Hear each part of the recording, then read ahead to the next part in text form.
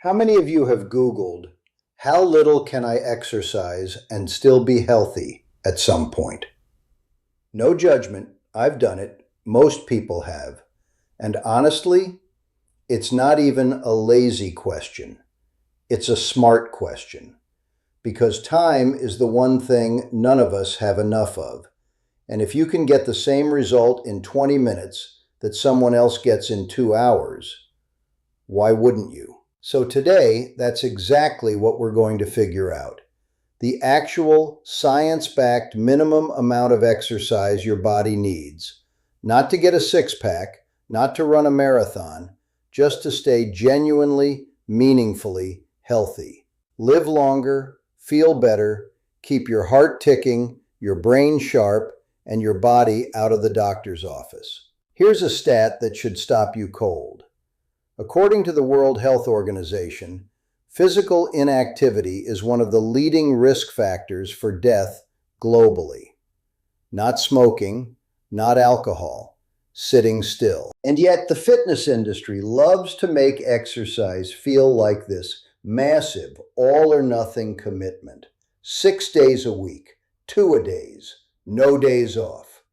You see it all over social media, and it's honestly intimidating enough to make people just give up before they start.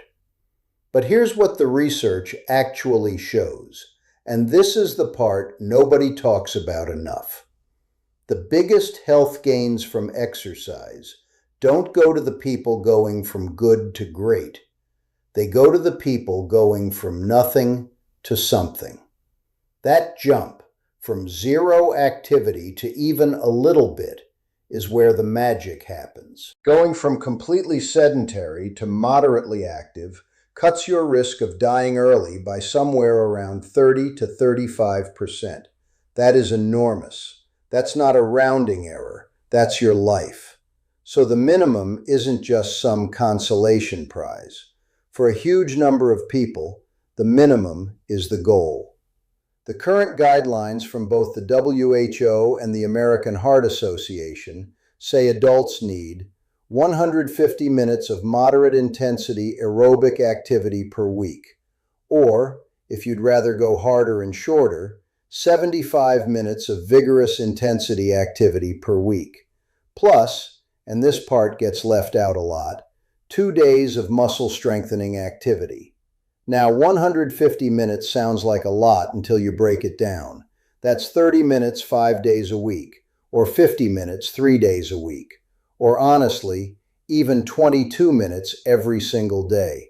22 minutes. That's one episode of a sitcom without the opening credits. That's a walk during your lunch break. That's real. That's doable. And moderate intensity, what does that even mean? Think brisk walking, casual cycling, a light swim, dancing in your kitchen. If you can talk, but you'd struggle to sing, you're in the zone. That's it. Vigorous is your jogging, your cycling up a hill, your jump rope, your HIIT workout. You can speak a few words, but full sentences are a challenge.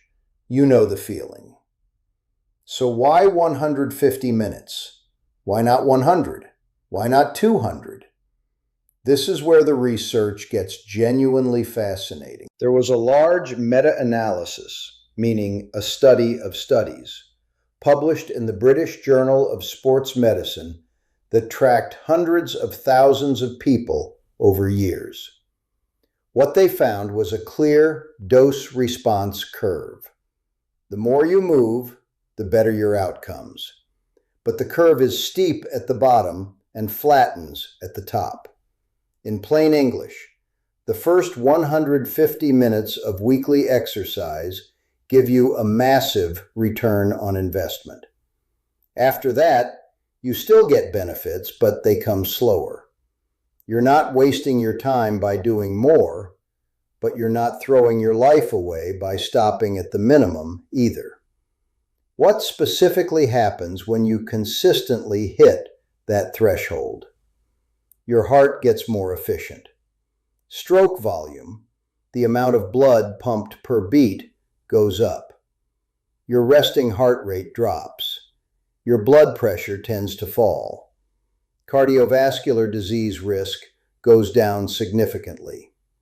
Your brain literally changes. Regular aerobic exercise stimulates the production of a protein called BDNF, brain-derived neurotrophic factor, which basically acts like fertilizer for your neurons. Memory improves. The risk of cognitive decline and Alzheimer's goes down. Anxiety and depression symptoms ease. This isn't motivational poster stuff. This is biology. Your metabolic health improves. Insulin sensitivity goes up, meaning your body handles blood sugar better. The risk of type 2 diabetes drops substantially. Your immune system gets a boost. Not a temporary one, a chronic, systemic improvement in how your body detects and fights illness. And your longevity? Multiple large studies have shown that meeting the minimum guidelines is associated with 3 to 7 additional years of life expectancy compared to being sedentary. And more importantly, those are quality years, not years in a nursing home. Years where you can move, think, and actually enjoy being alive. I want to spend a minute on the strength training piece because it gets criminally underrated in these conversations. Those 2 days a week of muscle strengthening work, that's not just for people who want to look good. It's a health necessity, especially as you get older. After around age 30, we naturally start losing muscle mass, a process called sarcopenia. Without resistance training, you can lose somewhere between 3 and 5% of your muscle mass every decade. By your 60s and 70s, that loss is directly linked to falls, fractures, loss of independence, and a dramatically shorter health span. 2 days of strength work a week is enough to slow and in many cases reverse that process. And we're not talking about Olympic lifting. Body weight squats, push-ups, lunges, resistance bands, carrying heavy grocery bags, it all counts. Even gardening counts if there's enough lifting and digging involved. Strength training also improves bone density, boosts metabolism, helps with blood sugar regulation, and, this one surprises people, has been shown to reduce symptoms of depression just as effectively as cardio in some studies. 2 days, that's the ask. One of the most common questions is, does it count if I do it in small chunks throughout the day? For a long time, the guidelines said your bouts of exercise needed to be at least 10 minutes long to count. That rule has since been dropped. The current science is clear. Accumulated movement counts. 3 10-minute walks give you the same cardiovascular benefit as one 30-minute walk. A study from 2022 in Nature Medicine that tracked people using wrist accelerometers found that even short bursts of vigorous activity lasting just 1 to 2 minutes, like climbing stairs quickly, rushing to catch a bus, or carrying heavy bags, had significant associations with reduced cancer and cardiovascular disease risk. This is huge for people with busy schedules or physical limitations. You don't need a gym. You don't need a solid block of time. You need consistent movement woven through your day. Park further away. Take the stairs. Walk to the next bus stop instead of the nearest one. Walk while you're on phone calls. These things add up to real, measurable health outcomes. Don't dismiss them. I want to acknowledge something because I think it's important. Not everyone starts from the same place. If you have a chronic condition, a disability, joint pain, or you're recovering from something, the 150-minute guideline might not be where you start, and that's okay. The WHO actually has guidance specifically for this. If you can't meet the full recommendation, some activity is better than none, and more activity, whatever that means for your body, is better than some. For older adults, Balance exercises get added into the mix as a fall prevention priority. For people with chronic conditions, the guidance is to be as physically active as their condition allows with medical input. The principle holds even if the numbers shift. Movement is medicine, and a little goes an extraordinarily long way. Here's the part that nobody in the health space wants to admit.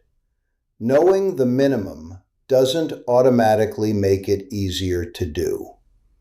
Motivation is unreliable. It comes and goes. The people who exercise consistently don't do it because they feel like it every time. They do it because they've made it a habit, something that happens almost automatically, like brushing your teeth. The research on habit formation is pretty clear. Lower the barrier as much as possible. Your minimum viable exercise habit should feel almost embarrassingly easy at first. A 10-minute walk, 10 push-ups in the morning, 1 lap around the block.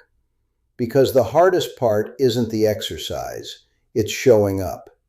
And once you're in the habit of showing up, you naturally do more. But even if you don't, even if 22 minutes a day of brisk walking is all you ever do, you are genuinely, measurably doing your body a massive favor.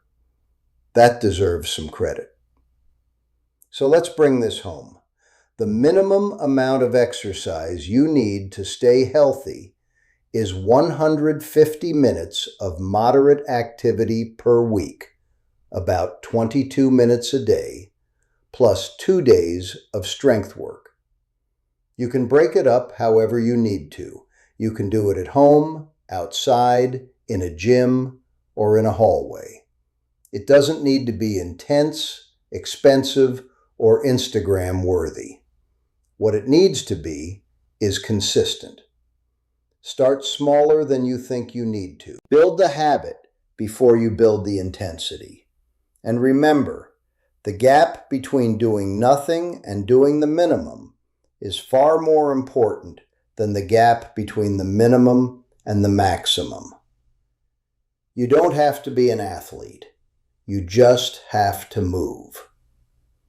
If this video was useful, hit the like button. It genuinely helps more people find this kind of content. Subscribe if you're new, and drop a comment telling me what your current exercise routine looks like or what's been getting in the way. I read every single one. See you in the next one.